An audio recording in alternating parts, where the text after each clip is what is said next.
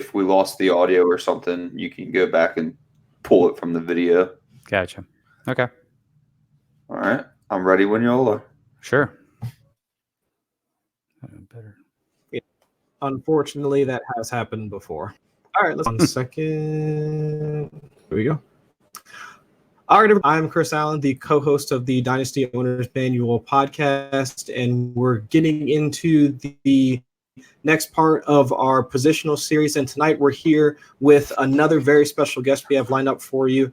And when it comes to writing out or producing fantasy content, any other folks that have done it better. And if you were paying attention, I want to say around the December, January timeframe, the Fantasy Sports Writers Association, their awards came out. And our guest here tonight was actually a recipient of one of the awards. So tonight we have Bob Lung with us, and his consistency metrics and his consistency content that he's put out over the past couple of years, at least that I've been tracking it, has been just one of the top-notch pieces of content that any fantasy owner, fantasy manager, you just have to have it. So Bob, first and foremost, thank you for taking the time to sit down with us. And how you doing tonight, man? I'm doing great, guys. Thanks for having me. It's always an honor to come on any of these shows and just share my ideas and thoughts. It's funny you say you've known for a few years about the consistency. I actually started writing this stuff and compiling this stuff, came up with this whole idea 2002. So the overnight success has taken 17 years. Yeah, my goodness. I had no idea it's been that long. Yeah. Wow, that's amazing. Yeah, it's just that 3 years ago is when I started doing my own guide, my own magazine, because I wanted the others, the people that were putting out their own magazine. And I was writing articles for a lot of them. I'm always in the fantasy football, fantasy football guide that Peter Kreutzer and those guys put out, which is always one of the best ones out there as well. And I always ask Peter, look, I got this idea of creating profiles for consistency information to add to your profiles in your magazine. And he's like, I love the idea, Bob. But he goes, I have no room for all that. He goes, I could barely squeeze everything I've got in there now.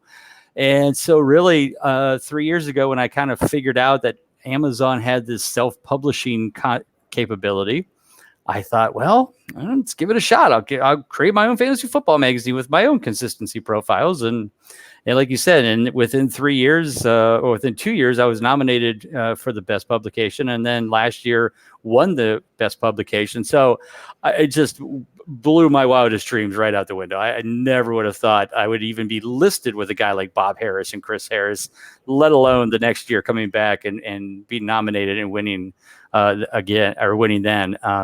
So yeah, everything is just gravy now. It's like, I don't know what else, so that's why I started doing this stuff, like doing the expos and the King's Classic draft, where we bring all the best experts in. And because I live in Canton, Ohio, and I have this beautiful Pro Football Hall of Fame that I've been begging these people for years, literally years, to get, guys, you're the fantasy football epic spot.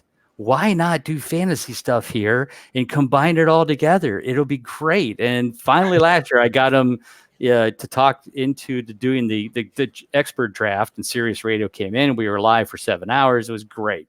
But the idea was, my dream was to always have this big fantasy football weekend. And so I decided, well, the next day I'm going to make my own, I'm going to create an expo. I'm going to create a convention.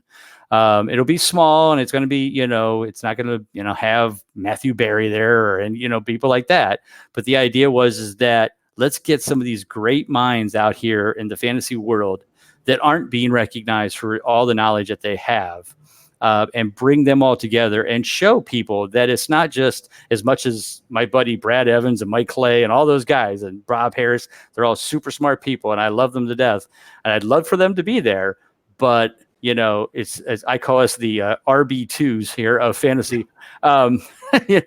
We need to show people that there's some really cool, unique knowledge out there that we can share with the public, and start this off this year and hopefully keep growing and get this into something, a really big deal where we'll have everybody there and it'll be one huge event. So, starting slow, starting small, but the dream is always big. and I think we'll definitely get there. And I'm actually just happy to be considered an RB2. I consider myself either flex player or like a bench player. So you call me an RB2, I mean, Bob, I'll take it. I'll take it. That's all day high long. praise. It's high praise. Exactly. But of course, before we get into the actual show tonight, I'd be remiss if I didn't bring in my co-host, Adam Wilde, everybody. And Adam, of course, tell us first about what we're going to be talking tonight. And also, I mean, we've had a couple of episodes so far talking about a couple of different positions. So I guess recap and then tell everybody what we're going to be talking about tonight. Yeah, I'm really excited for tonight. So every episode of this show is just fantastic because every guest brings in something different, right? And everybody's an expert in their own field. And that's what we do here is we try to bring in the experts in their certain fields and really pick their brains. And then we want to walk away the experts. Well, this series has been fantastic because we've taken the same concept, which we've never done before, but then we've grabbed experts from every piece of this concept. So the overall concept is, well, we want to do our own sort of scouting. We want to do our own analysis on these positions. And, instead of getting the ESPN magazine, which is a fantastic place to start, the day before your draft, you can look at these players and you can pull these players' tapes and you can pull these players' production on your own and then kind of figure it out that way. So we had Matt Harmon on episode 1 with wide receivers. We had Mark Schofield last week with quarterbacks. And now we're going through running backs with Bob Lung. So we're happy to have you, Bob. And Thanks.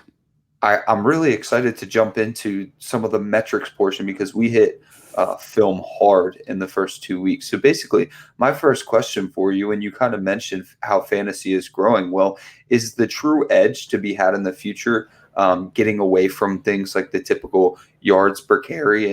And are there other metrics that we need to pay attention to going forward? Well, I'd be remiss and unbiased if I didn't say consistency is certainly a metric that we want to be very excited about and looking. And I agree with you 100%. It's you have to use the different tools out there. I tell people all the time, I just want to be the fries to the meal. Right. Add me into it. Do your analysis, whatever your favorite big site is, whether it's Fantasy Alarm or Yahoo or whoever you like, and get some of their stuff. Maybe get a little bit over here, grab a little bit over there, but then grab the consistency fries and add them to the meal, and then combine that data. And whether you use, like you said, yards created, yards after the catch, whatever the case is, whatever you think helps give you an edge, it seems to help you pick the better players. That's what you want to use. Be different. Don't just go, oh, well, here's my cheat sheet I printed off 1 hour before. Mm-hmm. I always tell people the fantasy guys that I want to try to stop from doing is the guys that buy their fantasy magazine and their beer at the same time on the way to the draft. That's the league I want to be in with all 11 of those guys because they're the best. But because of the growth of fantasy, people want to be smarter. It's tougher in football because you don't have the ability to do all the magical metrics that you get out of baseball. And I get that, but there's still, the consistency thing. There was consistency stuff being written when I started this concept. Tristan Cockcroft's been doing this since 1999. I just wanted it to be different. I wanted it to be simple, easy to understand, easy to use. And that the guy who's getting the magazine and the beer could also get my tier draft list or my guide or, whatever the case may be off Amazon and bring it along with him and have another extra source. That's what I'm trying to do is just kind of add into this world. I'm not trying to beat anybody out. I'm not trying to take anybody over. This is a hobby for me. This is not my full-time job, and I don't think it ever will be as much as I love doing it. But it's a great way to, like you said, combine all those metrics and look at anything that looks different, anything that can be something to give you an edge. And that's what I hope the consistency does for a lot of people. And now when we discuss advanced metrics and you're referencing consistency, can you kind of just jump into what exactly we're looking at being consistent for these backs? Sure. So running back PPR. So on the website, my website, Big Guy Fantasy Sports, there's a report called the Consistency Report. And you can literally go in there, enter in your own scoring method, and it'll calculate what's called a clutch factor. And right now that access to that tool is free on the website because I just revamped it. It's really cool. You can actually download the results into an Excel. I love it. We did a big revamp. But anyway, you go in, put it in. So if it's PPR, it's going to calculate that last year, if you exceeded 11.21 fantasy points per game, every time you earned over that, a player earned over that, they earned a clutch game. More clutch games, more consistent they are, the higher their consistency percentage. Obviously, 100% means you're perfectly consistent. That's the best you can be. So that's what you want to do is take your stuff. And you can even change the number of teams in the league because that makes a difference. If it's a 10-team league, it's a 14-team league. Changes the factor. So by doing that, you can go out and get and pull these reports off and have them just to see how consistent players were. And if you look at that and then you're looking at last year, go, man, I missed the playoffs by 2 games. Oh, I had this guy, and this guy who were all under 50% consistent. I think I know my problem. Now you change you adjust for next year, and you don't pick those inconsistent players that kind of have that trend in inconsistency. Even though they'll be top 10 in points, that's the guys you want to stay away from. And I thought about that a lot today. I know this is running backs, but it's just funny. It came up earlier with Adam Thielen, how it's an interesting thought process that your first 8 games he was extremely dominant and probably won you a lot of games, but then you went into the playoffs and he had so many down games in a row. I wonder how many people were riding his coattails into fantasy success and then had fantasy failure. I wanted to ask what that 11.2 baseline came from. So basically what the idea is that it's on average is calculating that factor to be what a player would have to exceed in any given week to be in the top 24 running backs. So during the year, you might see there'll be 26 running backs over 11.21. There might be 21 week. There might be 32. It just depends on the week. Obviously, early in the year, but that factor will adjust each week so that by the end of the year, it kind of just levels itself out.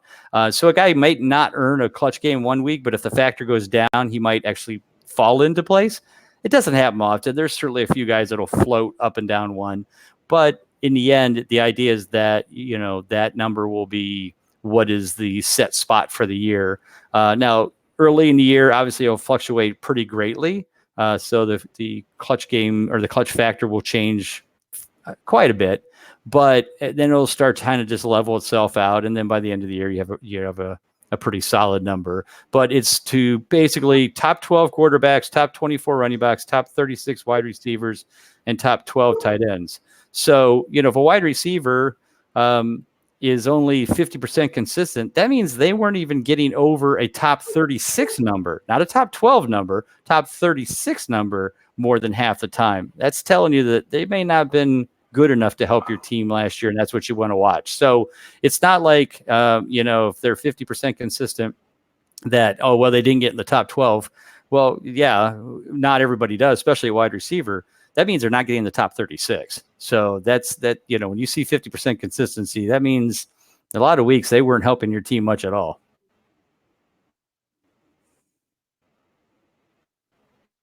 Absolutely. And I'm wondering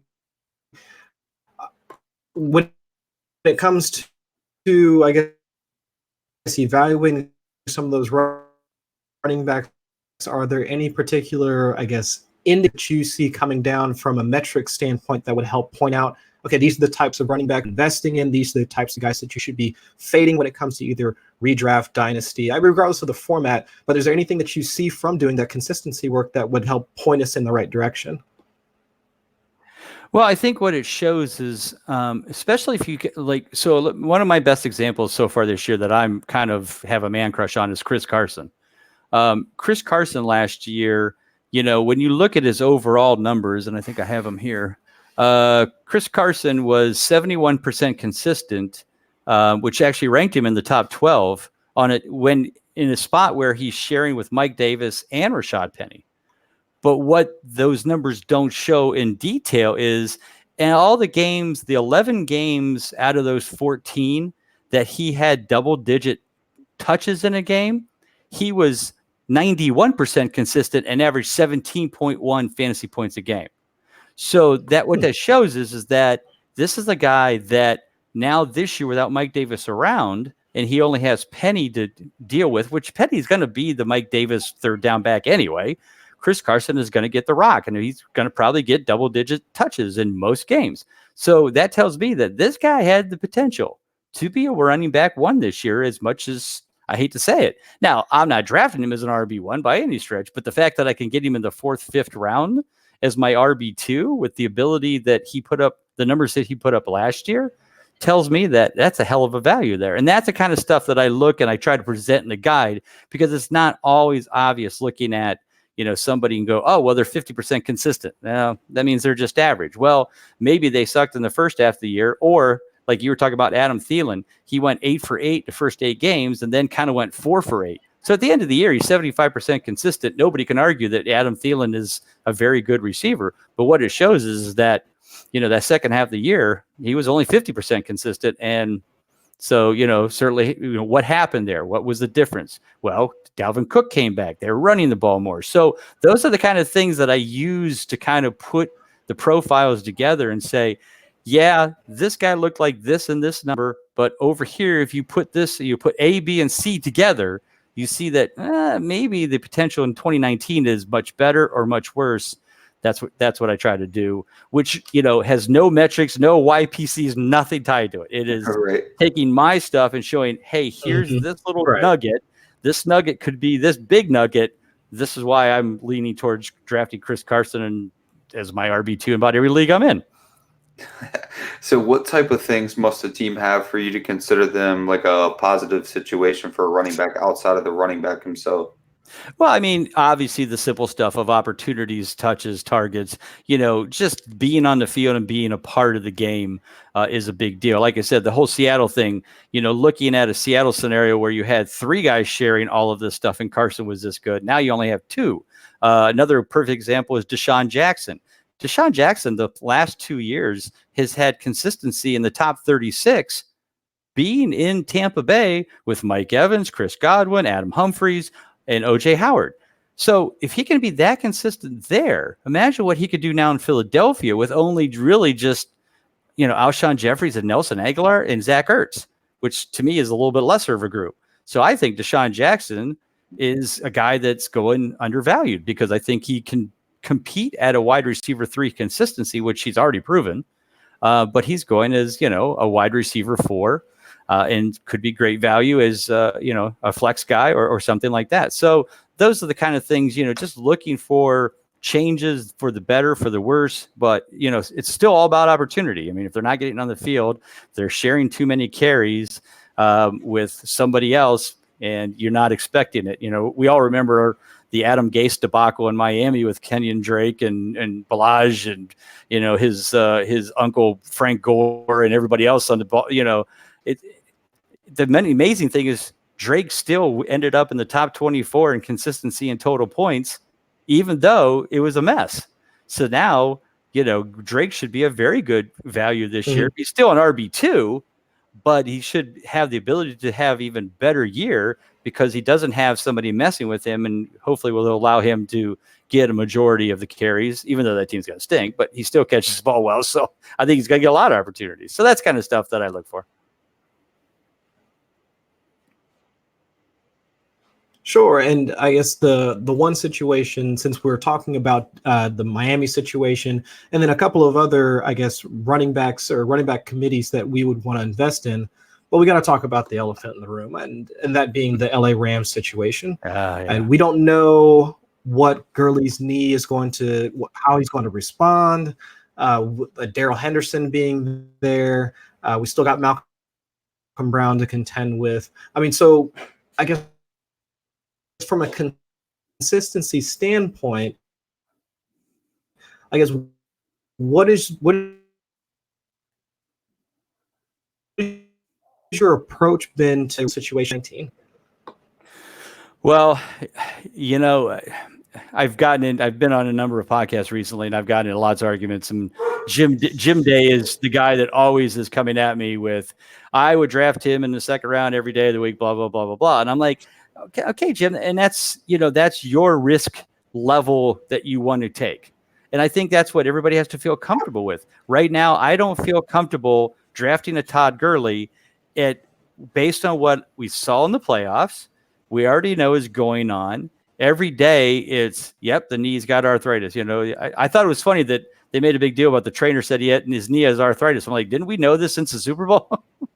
But the point is that it's your risk level. And in my opinion, in the first 2 rounds, there should be zero risk. I don't want any risk. If I have a choice between Todd Gurley and Juju Smith-Schuster as my RB or as my wide receiver 1, or I can take, for whatever the case may be. Somebody said, well, he fell into the 3rd round in one of the FWCs.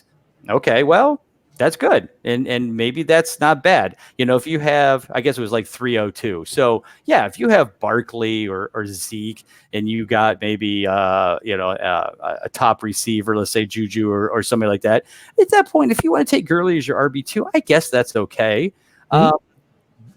But you could also take Mike Evans and have now 2 really good, solid wide receivers and get a Chris Carson in the 4th round. Sorry, with Chris Carson love. But, and I know what I'm going to get out of him if he gets enough touches. Gurley, I don't know. And I said to Jim, and here's my biggest case, is arthritis doesn't get better. Mm-hmm. This is not if I have surgery, I'm healed. And once I heal, I'll be 100%. He's never going to be 100%. He might have games he's going to look like 100%, but then he might not play for 2 or 3 weeks. I don't want that kind of risk in the 2nd round. That's just the way I'm going to look at it. Whether it's Darrell Henderson, Malcolm Brown, it could be anybody. Actually, what I'm investing in the Rams right now is Jared Goff and that receiving core, because I think they're going to see the ball a lot more than they did last year. And it's funny you brought that up because we were on the show with Jim Day and Frank and Andy the other day, and right. We had the exact same conversation. I had the exact same stance. Right. I just went through all the names that I would just rather have in the area of Gurley. Right. It's not that Gurley's not amazing, but it's just there's other players that could be amazing in that area. He was amazing. That's a thing. Sure.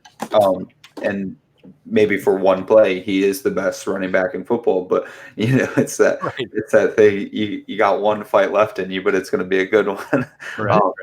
I just think that you got players in this area, especially with consistency. You're going to see next year. He's probably not going to be fairly consistent, right? But now, what about Darrell Henderson? Because I stand in a weird camp where I'm not interested in Gurley whatsoever, but I'm not either super interested in Darrell Henderson. They moved up for him in the draft, but they also had signed Malcolm Brown's contract offer sheet, and they also have said very clearly that Malcolm Brown's the backup, Darrell Henderson is the change of pace back. I don't know why they'd be lying. What do you think? I don't either. And what I always try to remind people is that, believe it or not, the NFL football teams don't care about your fantasy team. They care about winning football games. So they're going to put the best players out there in the best situation. And whether that is, C.J. Anderson last year or Malcolm Brown this year, or they're down some points and they need a little more passing, and Henderson gets involved, or they use whatever the case may be. The Rams are going to win football games. It's just a question of how they're going to use that offense this year to do that. I think it's going to be more in the passing game. They have 3 incredible receivers: Cooks, Woods, and Cooper Kupp coming back. So I think they throw the ball more, and I think the the running backs to me are.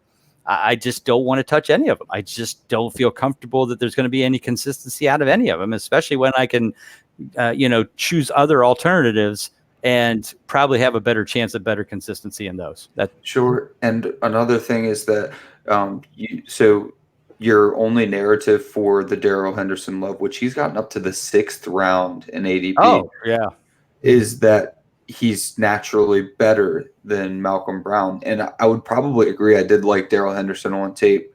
But the problem with that is that Malcolm Brown was injured last year when C.J. Anderson lit up the league. Right. The only reason C.J. Anderson was there was because Malcolm Brown was injured. Right. So my thing is, I don't like to extrapolate, so I understand it's not a great point. But if you just gave C.J. Anderson's numbers to Malcolm Brown, are we really this excited about Darrell Henderson? Because there's a fair chance that he would have had the same numbers as C.J. Anderson had he been playing. Right. that's something people have to think about as well. But let's talk about a different committee real quick before we get into the film. Sure. We were going to talk about the San Francisco running backs. I know this is one that Chris Rax is bragging about a lot because he likes some of these running backs. I'm a huge Matt Breida fan. Unfortunately, he's third in the pecking order right now. We'll see if that holds up. But what do you think about the San Francisco running back situation? I mean, I think right now, obviously, Tevin Coleman is going to be the lead back, at least first in the pecking order. I think the pecking order is the best way to describe it. Why? Because Kyle Shanahan went and got him. He was Kyle Shanahan, the guy. Now he's going to play under him. So I think Coleman gets the majority of it. Plus, right now, Jerick McKinnon still isn't 100%. They said that he, quote, should be ready for training camp. In my opinion, probably Breida is number 2 with the injury still to McKinnon. I think Coleman has every chance to lose this job, and it's up to him. And if he stays healthy and plays, the way he knows how to play for Kyle Shanahan, then I think it's very obvious that that's going to be the choice. Now, the question is, how high do you draft him? I mean, I have him like 32nd in my rankings, which I think is fair. I think RB3 is a fair spot to get him. I don't think anybody's overpaying or underpaying for him. But if he stays and holds the majority of the touches in that passing offense, and again, that team is going to be throwing the ball a lot. Their defense is terrible.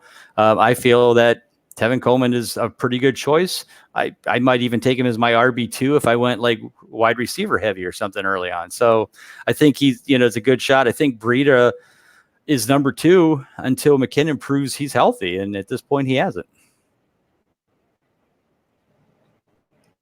And I think overall, I think that's the best way to approach the San Francisco running back committee, because we just don't know. We don't have enough information to really understand like who's going to get the bulk of the touches, or even I think the Shanahan system has been so much of a, this guy's going to get maybe 6 or 7 touches. This guy gets 6 or 7 touches, and most of them are spread out equally enough that from a week-to-week standpoint, there's nobody that anybody really wants to plant their flag on and say that this person's going to get 60 to 70% of the touches and everybody else is going to get like maybe 30 to 40. With Shanahan's system, that's just really never been the case.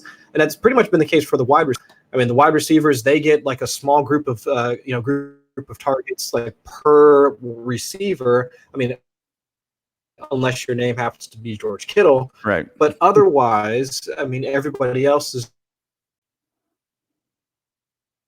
just working with these 6, 7, 8 targets or touches, like kind of how we see. I think the conversation kind of leads itself to the fact that it might shift towards target share for most of the players,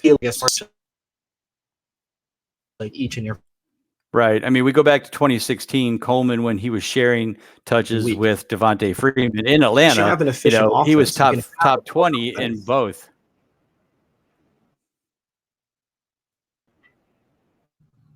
I think we kind of overlapped each other. Right.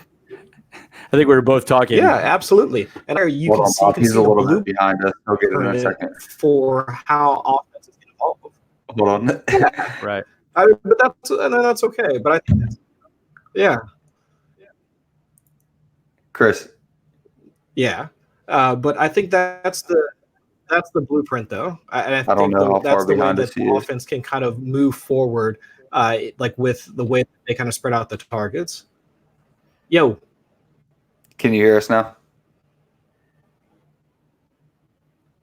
You can hear me though, right, Bob? Yes. Okay. In a second, when he catches up, because it's been coming back. If you can gather Chris's question, we'll splice in his questions better later. So just answer like you heard everything, and then we'll just go back in with his audio. But let's make sure we regain him first. You hear me right now, Chris? Yeah. Okay, so you and Bob ended up overlapping because you're delayed. He's going to come out and come back in. Okay. Sorry, Bob. We'll go back. No, that's fine. I was wondering because it's like all of a sudden it was like things froze and his screen froze, and then like it was just him and I talking together. It's like, oh, because I thought he was done, and here it just froze. Yeah, it froze, and then he ended up coming in like 10 seconds behind. Yeah, it seems like he's been behind a little bit when he's talked anyway, and I've tried to not to interrupt if I didn't have to, but No, I should. So he was having a little bit of a problem with his Wi-Fi before we started, but we were just going to. Sometimes if we have problems on our questions, Chris is able to just record himself asking the question, and then he just splices it in. So if you can gather enough to answer, that's all that we need. so what was the question then? Are you good, Chris? Better now? Yeah. Yeah. So if you just I start don't know. off You guys tell me. Come on. about the San Francisco running backs, it was you were still giving your take on the San Francisco Yeah. backfield, and then I told Bob if you're falling like really far Okay. behind, we'll just splice in your questions later. Like you can just record and splice them in. So That's as long fine. as Bob gathers enough, just try Yeah. to keep your questions kind of short in case we lose you again, and then Bob will Yeah. get his answers in. We'll get your questions in later. Okay. Yeah, it's been cutting in and out for some reason this evening. I have no idea why. Of course, when I try and use it, that's when everything goes haywire. I have no Right. idea. So your take on the 49ers backfield, Chris, and then I'll bring us into the film and then kind of explain that we're not actually going to analyze the film like the last two. Yeah. Cool. Okay. All right. All right. So at least the way that I'm looking at the San Francisco running back committee is that the way that they're splitting up their targets and touches for their running backs is kind of the blueprint for the rest of the league, in that they have a lot of redundant pieces in that they want to give each of them probably 6, 7, 8 touches. I think almost the same way that we looked at the New England running back committee, in that they have different guys with different skill sets, but they still want to kind of parse out each week consistently so that Sony Michel has a few touches here and there. Rex Burkhead has a few touches here and there. And now even with the addition of Damian Harris, he might have a few touches here and there as well. And then James White, of course, is going to get his.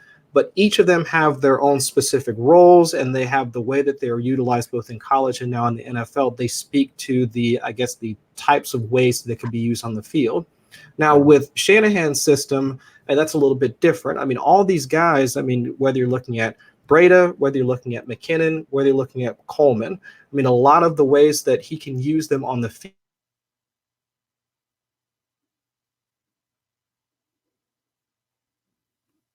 Did he freeze for you, Adam? Mm. Okay. He froze on mine. He is fairly. He doesn't show his hand. All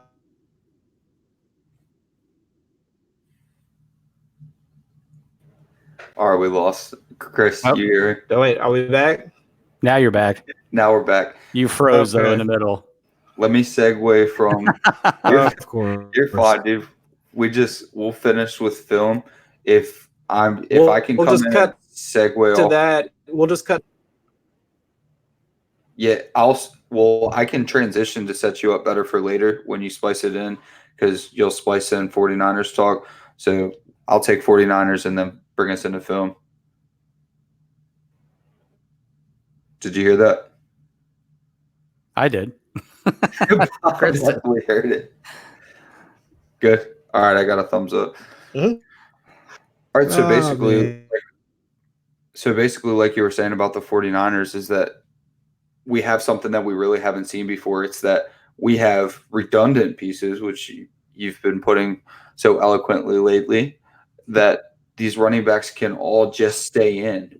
In the past, we've seen, sort of like you mentioned with the New England backfield, you've had Sony Michel being a battering ram. Now, didn't think that was going to be his role coming out of college. He was a pretty good receiver, but you brought him and he was used as a battering ram. And then you had Rex Burkhead come back healthy and he was kind of your sort of receiving work guy. But then you had James White that was strictly third down specialist. He was the guy that you brought in to get you that first down. And it's not really the case anymore. And it's starting with Kyle Shanahan. No surprise. He's an innovative guy. Now you've got 3 to 4 pieces, depending on how you feel about Mostert, that are all going to do similar things. You could argue that Jerick McKinnon might be a little bit better of a receiver just because that's what we've seen him do.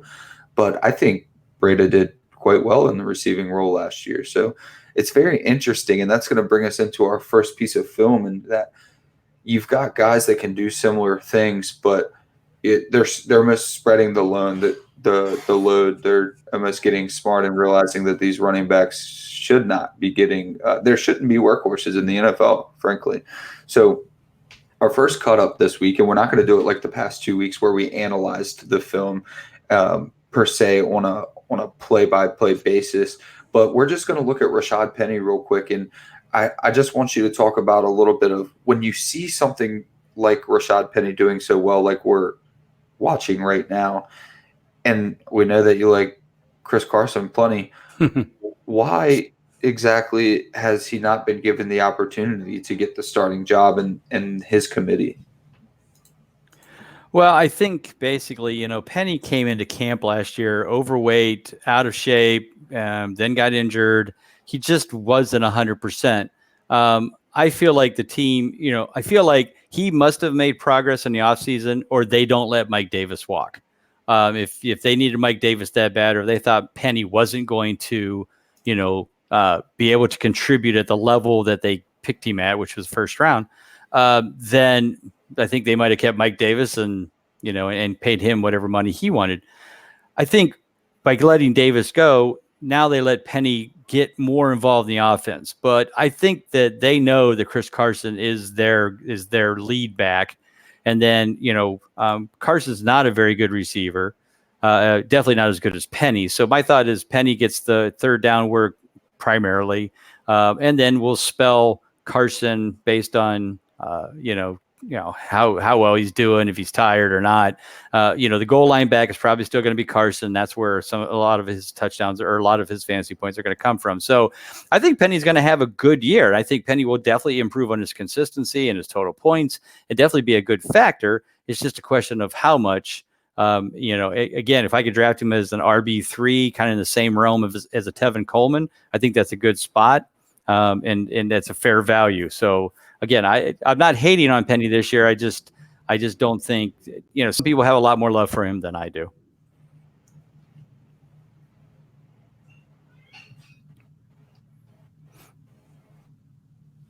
He's pulling up DJ now. Okay. Plus, isn't that the only play he made all year? You go ahead. Actually, that's not the one that I thought it was going to be. The one where he ran for probably 100 yards is the one, but it was 40 yards, but he probably covered about 100 yards. Oh, I gotcha. All right, Chris, you want me to hit DJ?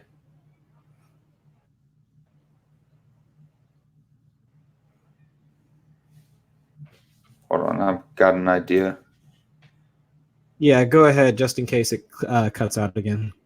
Okay, so Chris, what I'm gonna say is I'll finish it out, and then all you can do is just splice in so that you have one of the questions at the end over my questions, just so that we get it done. Right. All right, let's go to DJ.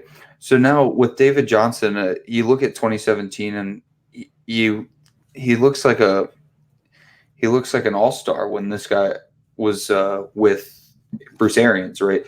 And he looked like he was going to transcend the league. But then Bruce Arians leaves. He gets injured, of course. 2017 was lost to the wrist. 2016, he looked like he was going to transcend the league. 2017 loses it to the wrist. 2018, we get Mike McCoy, and you almost have to throw it. Not Mike McCoy. What was his name? Mike McCoy? Yeah, Mike McCoy, Okay. And then they threw him out, and Leftwich took over for the year. That's right. Okay, so you get Mike McCoy, and he basically turns DJ into a battering ram.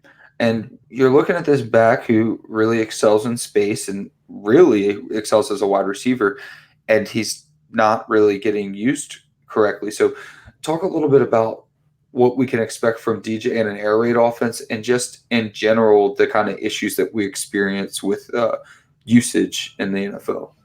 Well, anytime you've got somebody who's elusive as DJ, and you get an offense like air raid where you're spreading everything out, and you've got very good receiving core with Fitz and Kirk. They added Isabella, and so they've got some new weapons, and a better quarterback and a mobile quarterback in Kyler Murray. So I think that there's just no way for David Johnson to not have a better year and not be more consistent. His year last year wasn't horrible. It was horrible based on the fact you probably drafted him in the first 4 picks. But, I kind of said he was like Todd Gurley a couple years ago, where Gurley had all this hype and then he kind of dropped off. And then that year, he was drafted in the second round and then became the number 1 running back.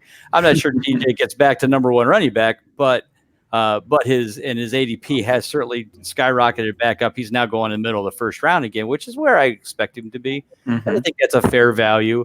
But, this offense is going to run a lot of plays. There's going to be a lot of opportunities to get DJ in the open field, and that's where he's going to excel. Running him up the middle is the dumbest thing you can do with him. That is not his job. That is not what he's built for. He's built for getting outside, getting in space, and making people miss, and that's what he's going to do this year. And one that is more familiar with college and specifically air raid offense might even argue that he's in a better offense to produce this year than he was when he was one of the best running backs in the history of the NFL in terms of fantasy. He had over 400 points that year. So he's going to get utilized a lot, like the next guy that we're going to talk about, which is James White. And this guy I've been really excited to talk to you about because he's been fairly consistent, and every year he gets devalued, and every year he continues to produce. And it's made me think a lot lately, is there other guys that we can identify that are like James White, where he's one of the most essential pieces to the Patriots offense, but he is almost like an ancillary piece? It's very strange, but he always seems to be in the right place at the right time, as demonstrated in this video that we're watching, where Tom Brady gets through his reads so quickly that he knows James White's going to be open. Right. And is there anything about James White that kind of stands out to you as to why he's been so consistent for so long? Well, here's the thing. He hasn't been that consistent for so long.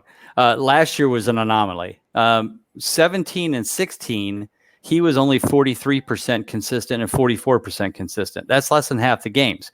The problem with the great thing about James White is, from a football standpoint, he's what helps that Patriots offense be unique and be different. And you can't just rely on one or the other. You can't focus on Edelman. You can't focus on White. You can't focus on, but James White does that when James White needs to do that. Like in the Super Bowl 2 years ago, or in this game here where, I guess it was an early in the game, but, Patriots obviously came out firing and had James White in the backfield and drove right down the field and scored a touchdown. Now, it wouldn't surprise me if the rest of that game, James White didn't have 5 touches the rest of the game, because if they get it to a big lead, they don't need James White. And that's the problem, is the offense is, that offense runs on what are we doing in this game. If we're dominating the game, we're not putting James White in. We're saving him till next week when we might get behind in a game. So last year was such an anomaly because of the fact that there was nothing but James White there at the beginning of the year. Sony Michel was injured. Rex Burkhead was, Rex Burkhead. And so they really didn't have much else other than James White to run the ball and catch the ball. So he started off on fire. Again, he started off with 9 straight clutch games last year. So he was a 9 for 9, 100% perfectly consistent. Wow. From week 10 on, after after Sony Michel got healthy and the offense started to get back into the flow again, he went 3 for 7. 3 for 7. So that shows you the difference between James White's first half and second half. Then look at the playoffs in the Super Bowl. You barely saw James White. Why? Because Sony Michel was running rampant. That's why I'm still surprised that people think that James White is going to have a big impact and still be fantasy relevant, consistently fantasy relevant is the key in 2019. Because I feel like, they went right through the playoffs and won a Super Bowl with Sony Michel being the battering ram, getting 100 yards per game, rushing for 2 touchdowns, and their defense did a pretty good job of holding the other team at bay. Well, why wouldn't they do that again in 2019 to keep that rolling if that worked? Now, you're going to have games where the offense is going to be a little bit better. They won't play the Jets every week or the Dolphins. But my thought is, like, those games against Jets, Dolphins, any team that's bad, maybe the Bills, that has a bad offense on the other side that's not going to put up points, that's going to be Sony Michel weeks. The weeks they're going to play maybe Pittsburgh or, a higher offensive team, then they're going to need James White probably get a little bit more involved. But to count on it and to have any consistency in that at all is I think silly to think that James White is going to be top 10 in fantasy points and consistency again, when just the year before he was 38 and 35th. I just can't grasp that and go, yes, I guarantee this is going to work. Now, Sony Michel gets hurt in preseason, Rex Burkhead gets hurt. Okay, sign me up. Fit every James White share I can get. But I just don't see it happening again like that, because it was such a unique scenario to that year last year. And so, in Shark Tank scenario, I'm out. And see, I came into that question thinking that I even posed it kind of thinking that you were going to be a James White fan and tell me how great and consistent he's been. And then you think about it, because I've never came around on James White, and I've felt dumb for it a few times. Well, so here's what is unique. In the past, almost every profile I write every year about James White is you can get James White as your RB4 or 5. Mm-hmm. You might as well grab him, because there's going to be some weeks when you have a bye and you see the Patriots are going to play some high-powered offense that they're going to need James White, and you could pretty much rely on the fact that he's going to do well. In fact, if you look in the consistency guide, his home-away split is 79% consistent at home, 44% on the road. Mm-hmm. So that tells you that if he's playing at home, playing against a high-powered offense, in fact, in the where they're playing where he's playing at home against a top 10 defense, that means that defense is ranked in the top 10 in points given up. He was a perfect 5 for 5 and he averaged 17 points a game. Why? Because that's Tom Brady's secret weapon against a good defense, is to keep them honest. He will use James White all over the field. So from a DFS standpoint, James White's your guy. Pick those games where you see he excels. You could do some really good damage in a DFS. Year-long fantasy, I'm not feeling it, man. Sorry.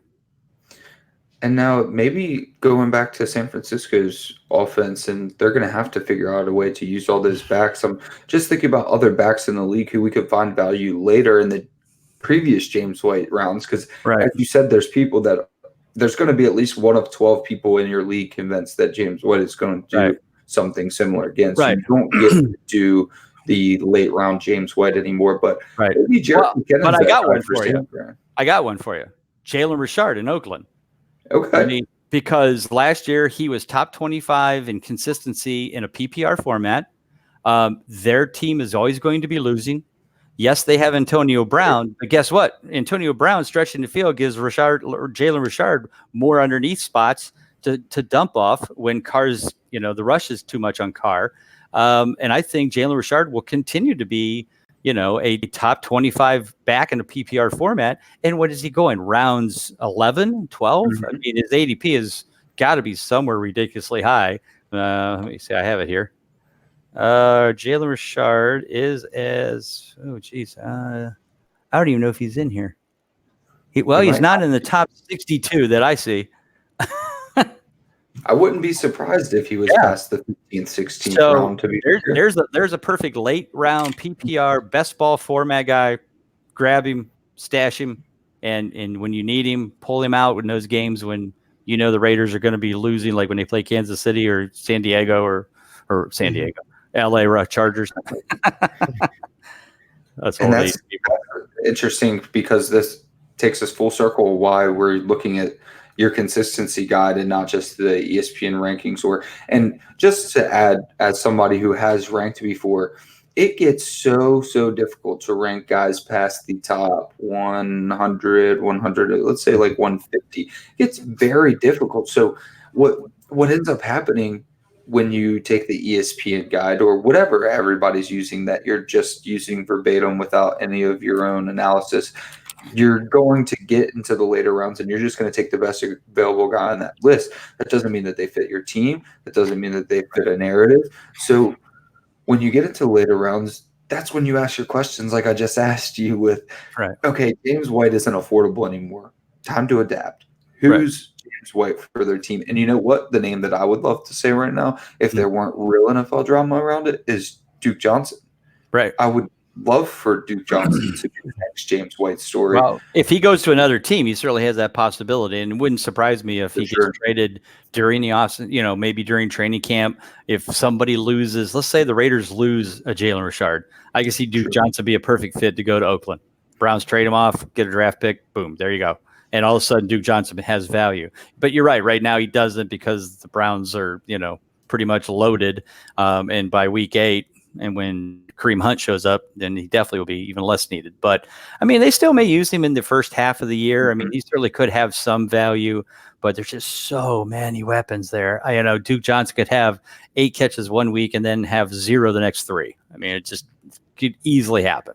And I looked into the Freddie Kitchens and Hugh Jackson splits a little bit, and Frank from FF Champs After Dark, we talked back and forth, and it wasn't great. It wasn't a lot different when Freddie Kitchens came in, so it's not much to be excited about. I really hoped when we dug into the splits that we were going to see that Freddie Kitchens, just targeted the heck out of Duke, but it really didn't change much. You really need him to go somewhere else.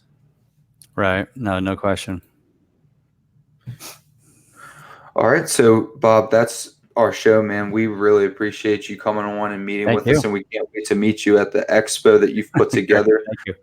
Man, I got to get that ticket before it's all booked up. But before we get you out of here, man, is there anything more about the consistency guide that you want to put out there? Yeah. I'd love to. So basically, for those of you who are now learning about the 2019 Fantasy Football Consistency Guide, there's basically 2 ways to get it. If you're a hard copy, you got to hold it in your hand kind of person, go to Amazon.com, just type in 2019 Consistency. You don't even have to put fantasy football. It pops right up. In fact, somebody did a test. If you type in 2019 CONSI, it automatically pops up. That's how close it is. It doesn't even need fantasy football. But anyway, somebody did it for me. Go there, get the guide, have it shipped to you. Start reading through it, learn it, love it, breathe it. At that point, the best thing to do is then at the bottom of the pages of the book is a coupon code that you take to Big Guy Fantasy Sports. Go in, upgrade to the VIP all season, everything access all the way through the end of the year for only $10. So basically, you're still spending $20. You get everything there. The guide gets updated. The tier draft gets updated. The tier draft list gets updated. You can go in there, put in your scoring method for your leagues. Download the reports into Excel. Use them to compare with your other projections to see the consistency matches up with the projections of the people. That's the best way to get all of the consistency in one nice little basket. And then, of course, as you mentioned, the expo is coming up Sunday, August 18th. If you live anywhere near Canton, Ohio, even if you don't, fly in for it, drive in for it. Here, I got a great idea. Come in Saturday, visit the Pro Football Hall of Fame. Then Sunday, come over to the expo, and you got the best football weekend ever. In fact, some guy said he couldn't make it because it was his bachelor party weekend. I said, I can't think of a better bachelor party. We have strip clubs. Come on, guys, let's go. Fantasy football, strip clubs, alcohol, and then a fantasy football expo. It'd be fantastic. But anyway, so Canton, Ohio, make sure you get in for that. Go to MidwestFFExpo.com. Buy your tickets there. Use the code Big Guy, and that'll save you $5 on your admission. So thank you again, guys, for having me. It's been a great time. Love talking. Great analysis. Really excited to meet both of you in person come August. And Bob, if anybody isn't already following you on Twitter, where can they find you? Right. At Bob_Lung. And I don't even have 4,500 followers. So oh man, I don't get a lot of love. I'll donate my followers to you. They don't need to listen to me. And Chris, I'm loving this host seat, man. So you might not get it back, but do you have anything else for the listeners? Me or Chris? Me. No, I just, again, add consistency to your setup and then we'll help you out. He'll fix it later, Bob. Thank you so much for improvising with us, man. We're done. We're going to finish it later, but okay. But so for the expo, we're going to be flying in, but so we're going to be set up in booths, right? And we're just going to do our podcast